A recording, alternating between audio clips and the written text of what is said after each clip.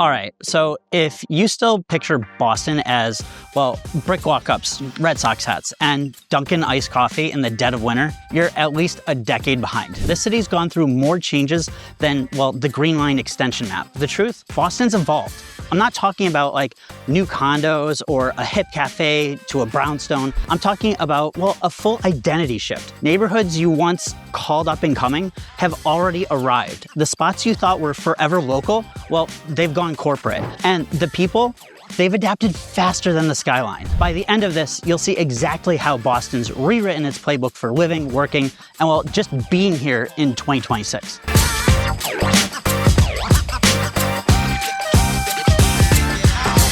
All right, if you're new here, I'm Joe Turco, Boston real estate agent and boots on the ground guide for what's actually happening across the city. Every week, I break down how these mega projects and neighborhood shifts affect you, from lifestyle to property values to, well, the next wave of growth. If that's your kind of insight, our info's below. But let's dive straight into what's changed. The skyline's frozen in time. The postcard skyline from the Zakim Bridge, it's outdated. South Station Tower cracked the seal, and now towers are crawling towards the Seaport. The financial district's waking up, and Cambridge's biotech edge glows brighter every night. For the first time, the skyline's not static, it's breathing. The cranes don't stop because Boston finally decided to act like, well, the capital it always was. Drive in from 93 at night, and the skyline doesn't look historic anymore. It looks hungry. Southie's still the same old baller crawl. So South Boston's gone from triple-decker chaos to glass and grit colliding. The L Street Tavern still has its soul, but the surrounding blocks look like Miami and Brooklyn had a kid who wears Allbirds. Rent through the roof.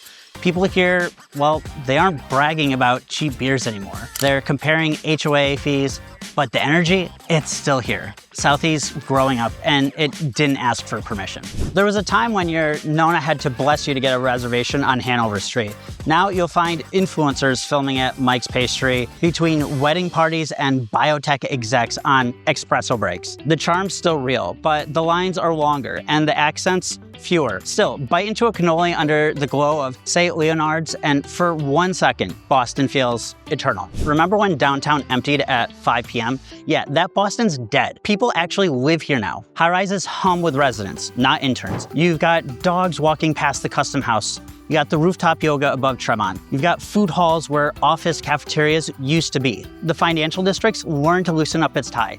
And now, the streets, they don't sleep. Brookline and Newton are just suburbs.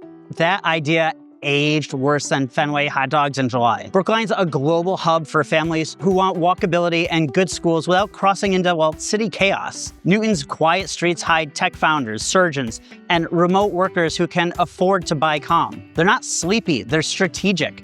The old suburb label doesn't stick when the money and the mindset are this urban. Dorchester's still the underdog.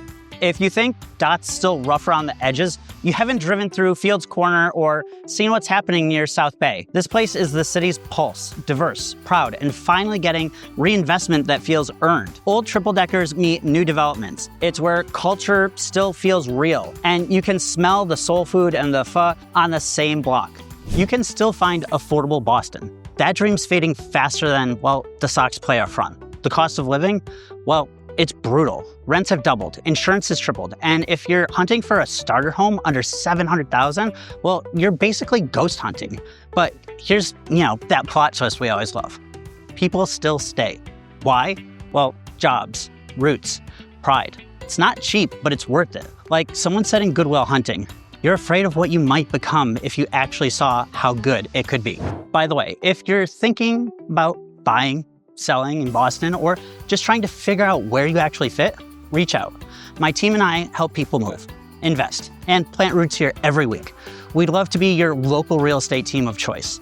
You can call, text, or email. All our info's below. The commute's still the same old grind. Nah, the MBTA finally had to face itself. Real-time tracking, electric buses, expanded commute rails. It's not perfect, but it's not the meme it used to be. And when South Coastal Rail and the Alston I-90 project finish, Boston won't just connect, it'll breathe. The city's finally learning that mobility isn't luxury. Nobody stays out late. Well, Boston used to roll up its sidewalks by 11. Now, we've got cocktail lounges humming in the South End past midnight, food trucks parked on Sleeper Street, and a new crowd that treats weekday nights like weekends. The city didn't become New York. It just stopped apologizing for enjoying itself. The Seaport is just for tourists. It used to be cliche, sterile, glassy, overpriced. But by 2026, the Seaport's turning into its own ecosystem. Locals hit Cisco Brewery after work, parents push strollers by the Harbor Walk, and, well, startups run stand-ups looking out over the water. It's no longer that other waterfront. It's Boston's new front porch.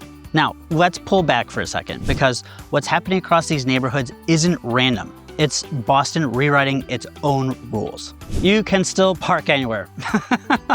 Not even close. Parking here is a competitive sport with no medals. Apps, permits, valet, it's all strategy now. And the real flex? Living close enough to walk. Cars are starting to feel like relics. And, well, the people who figure out how to live without one, well, you're suddenly the smartest person in the room.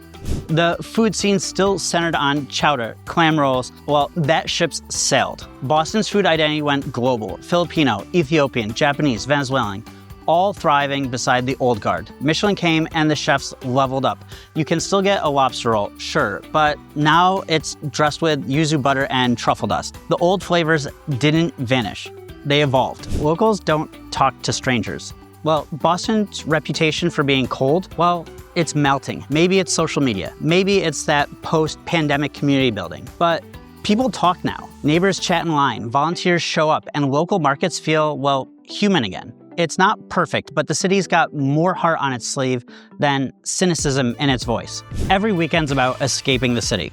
That used to be the move. Cape trips, White Mountain hikes, anywhere but here. But Boston weekends in 2026, full. You've got music under the Zachem, Esplanade film nights, beer gardens in Dorchester, and open streets in JP. People stay in town because the city finally gave them something to stay for. You can still wing it with reservations. Not anymore. Between influencer pop-ups and hidden okamikaze dens, you better book early. Even North End espresso bars have lines like Disney rides. Locals learn to plan ahead, or they eat at 4:30. Welcome to the reservation era, where your Google Calendar decides your social life. Boston's not polite about progress. It just gets louder until you notice. Cambridge is still, well, the smart side. It's still brainy, sure, but that's not the whole story. Kendall Square's gone luxury. MIT startups are global brands, and, well, the line between academia and enterprise blurred completely. It's less student town and more Silicon Charles. The energy's wild. The city that once studied the future is now building it. Fenway's just for baseball, right? No, Fenway's a full-time neighborhood now. Luxury towers, music hall, food markets, and, well, nightlife that runs year-round. You might still hear Sweet Caroline echo down Lansdowne, but you'll also find rooftop yoga and high-end apartments with field views. Fenway didn't lose baseball. It found everything else. The river is just something you drive over. Okay, well, the Charles used to be a divider. Now it's a destination. Rowers, cyclists, runners, pop-up art shows, sunset hangouts. It's the pulse of the city. That view from the Esplanade at golden hour, well, it'll shut you up faster than any skyline in the country. The city finally realized its river isn't a background. It's a main act. Boston Pride is quiet.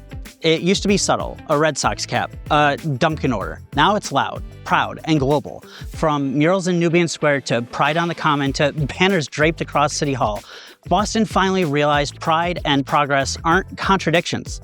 It's still tough, just with more color. Boston's best days are behind it. That's the biggest lie of all. This city doesn't peak, it reinvents. The cranes, the culture, the chaos. They're proof of life. People love to say, Boston's changing too fast. But, well, change is the point, because the real Boston spirit isn't, well, in the skyline or the accent. It's the way we rebuild every time someone tries to underestimate us. Boston's never been easy. It's earned. The weather humbles you. The rent tests you. The people sharpen you. But every year, it gives you something back. Growth, grit, beauty that, well, sneaks up on you. Like they said in Good Will Hunting, you're afraid of what you might become if you actually saw how good it could be. That's Boston right now. Rough edges, open doors, and a future finally catching up to its potential. If you're planning your next move in, out, or across Boston, my team's here for you. We love hearing from people who actually care about how the city's evolving. Reach out, call, text, email. we'd be honored to be your Boston real estate team of choice. Then queue up for the next video. It'll show you exactly where the city's heading next.